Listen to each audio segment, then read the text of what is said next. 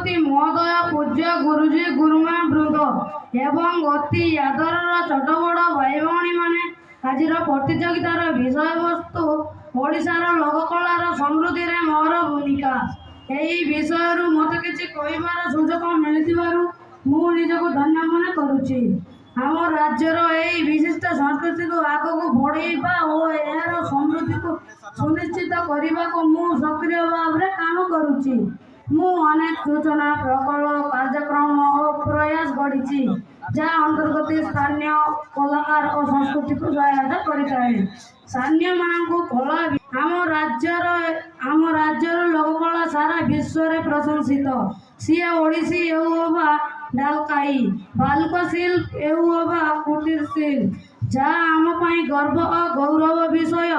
ବର୍ତ୍ତମାନ ସୁଦ୍ଧା ଆମ ରାଜ୍ୟ ସରକାର 471ଟି ଲୋକକଳାକୁ ଚିହ୍ନଟ କରିଛନ୍ତି।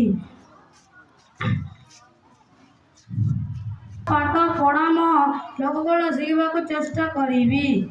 ଆମର ପାଲା, ଦଶକାଠିଆ, ଦଣ୍ଡନୃତ୍ୟ, ସଖୀ ନାଚ, ଖଣ୍ଡେଇ ନାଚ ଏବଂ ବିଭିନ୍ନ କେନ୍ଦ୍ର ଗୀତ, ବିଭିନ୍ନ ଭିଡ଼ିଓ ପ୍ରସ୍ତୁତ ସୋସିଆଲ ମିଡ଼ିଆଙ୍କ ମାଧ୍ୟମରେ ଲୋକମାନଙ୍କ ଆଗରେ ପହଞ୍ଚାଇବାକୁ ଚେଷ୍ଟା କରିବି।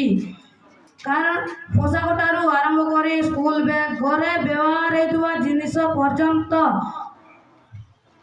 ପର୍ଯ୍ୟନ୍ତ ହସ୍ତ ତିଆରି ଜିନିଷ ଅଧିକରୁ ଅଧିକ ବ୍ୟବହାର କରିବି। ଏତିକି କହି ମୁଁ ମୋ ବକ୍ତବ୍ୟ ଶେଷ କରୁଛି।